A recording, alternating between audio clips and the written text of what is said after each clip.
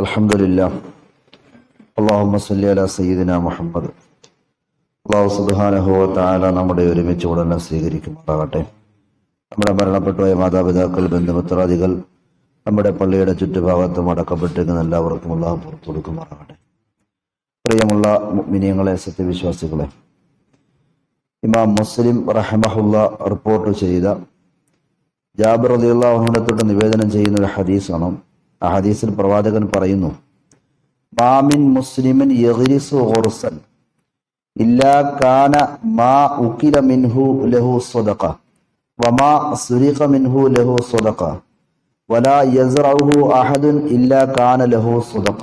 ഇതാണ് ഹദീസ്.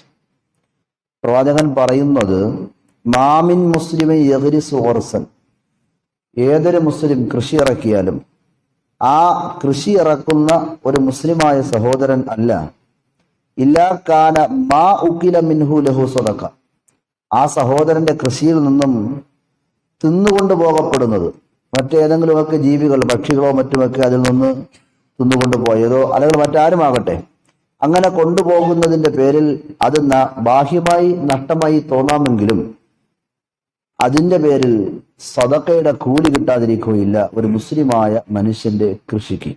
അപ്പൊ നമ്മൾ സദഖയെ പറ്റി മനസ്സിലാക്കിയിരിക്കുന്നത്, നമ്മൾ പൈസകൾ കൊടുക്കുമ്പോൾ, സദഖയുടെ വഴികളിൽ ചിലവഴിക്കുമ്പോൾ സദഖയുടെ കൂലി കിട്ടുമെന്ന് മനസ്സിലാക്കുന്നു. പക്ഷെ നമ്മൾ പലരും അറിയാതെ പോകുന്നൊരു കാര്യമാണ്, നമ്മുടെ പറമ്പിൽ നമ്മൾ വിത്തിടുമ്പോൾ അല്ലെങ്കിൽ കൃഷി ഇറക്കുമ്പോൾ അതിൽ നിന്നും പക്ഷികൾ കൊണ്ടുപോയി കഴിഞ്ഞാൽ, അതിൽ നിന്ന് ഏതെങ്കിലും ജീവജാലങ്ങൾ അതിന്റെ കായ്കനികളോ മറ്റോ പറിച്ചു കൊണ്ടുപോയി കഴിഞ്ഞാൽ അവകളുടെ ഉപജീവനത്തിന്റെ മാർഗമായിരിക്കുമല്ലോ അതൊക്കെ.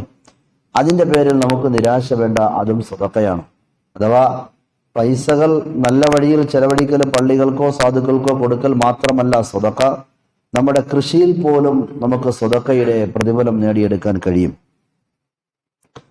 തുടർന്ന് പ്രവാചകൻ പറയുന്നു, വമാ സുരിഖ മിൻഹു ലഹു സ്വദഖ, കൃഷി ഇറക്കി ആ കൃഷിയിൽ നിന്ന് അതിൻ്റെ തെങ്ങും തോട്ടമായേക്കാം, അതിനൊരു തേങ്ങ ആരെങ്കിലും മോഷ്ടിച്ചുകൊണ്ടുപോയി, അല്ലെങ്കിൽ എന്തുമാകട്ടെ മോഷ്ടിച്ചുകൊണ്ട് പോയി കഴിഞ്ഞാലും ബാഹ്യമായി അത് നമുക്കൊരു നഷ്ടമാണ്.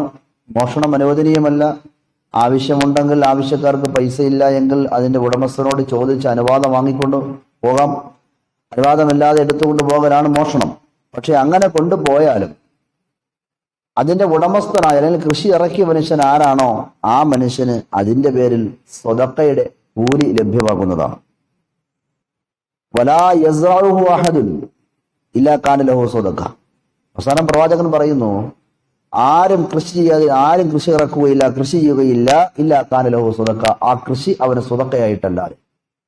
അപ്പൊ ആര് കൃഷി ചെയ്താലും ആ കൃഷിയുടെ പേരിൽ അവന് സ്വദഖയുടെ കൂലി ലഭ്യമാകുന്നതാണ് എന്ന് പ്രവാചകൻ സല്ലല്ലാഹു അലൈഹി വസല്ലം തങ്ങൾ പരിചയപ്പെടുത്തി. അപ്പോ കൃഷി ഇറക്കുന്നതിൽ സ്വദഖ, ആ കൃഷിയിൽ നിന്ന് ആരെങ്കിലും ഏതെങ്കിലും ജീവജാലങ്ങളോ പക്ഷികളോ മറ്റോ ഭക്ഷിച്ചു കൊണ്ടുപോയാലും അതിനും സ്വദഖയുടെ കൂലി. ഇനി അത് ആരെങ്കിലും മോഷ്ടിച്ചു കൊണ്ടുപോയി എന്നാലും അതിന് സ്വദഖയുടെ കൂലി, ആ നഷ്ടപ്പെട്ടതിന് സ്വദഖയുടെ കൂലി കിട്ടും. 3 രൂപത്തിൽ സ്വദഖയുടെ കൂലി കിട്ടും. ഒന്ന്, കൃഷി ഇറക്കൽ തന്നെ ഒരു സ്വദഖയാണ്. 2, ആ ഇറക്കിയ കൃഷിയുടെ വിള ഏതെങ്കിലും രൂപത്തിൽ നഷ്ടപ്പെട്ടാൽ അതിനും സ്വദഖയാണ്. അതിന് മനുഷ്യരോ മറ്റോ മോഷ്ടിച്ചുകൊണ്ട് പോയി കഴിഞ്ഞാൽ അതിനും സ്വദഖയുടെ കൂലി ആ കൃഷിയുടെ പിന്നിൽ വർക്ക് ചെയ്ത പ്രവർത്തിച്ച ആളിന് ലഭ്യമാകുമെന്ന് പ്രവാചകൻ സല്ലല്ലാഹു അലൈഹി വസല്ലം തങ്ങൾ പറയും.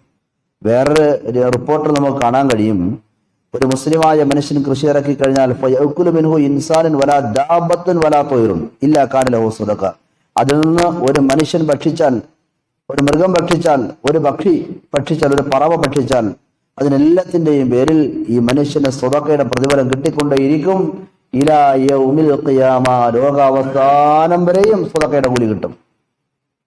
ദലീൽ സാർ കേട്ടാ, ലോകാവസാനം വരെ സ്വദഖയുടെ കൂലി കിട്ടും. നമ്മൾ ചിന്തിക്കേണ്ടുന്നൊരു വിഷയമാണ്.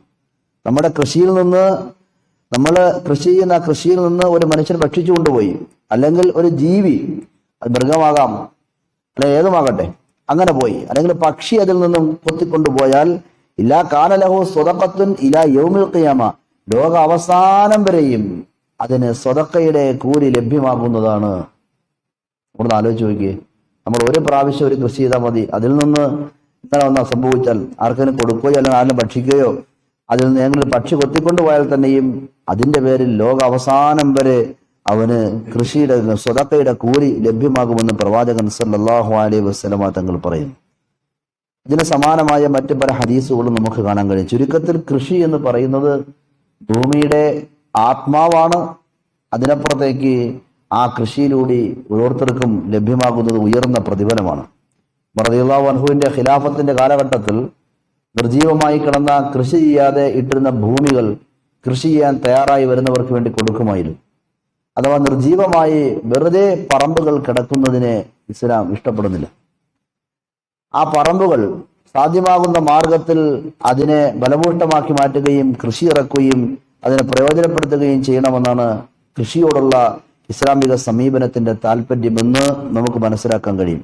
പ്രിയമുള്ളവരെ, ഈ ഒരു സാഹചര്യത്തിലാണ് ഞാൻ ഇന്നലെ സൂചിപ്പിച്ചതുപോലെയുള്ള നമ്മുടെ കാർഷിക രംഗത്തെ അപകടകരമായ ഒരു അവസ്ഥ അതിൽ യാതൊരു മാറ്റവുമില്ലാതെ തുടർന്നുകൊണ്ടിരിക്കുക.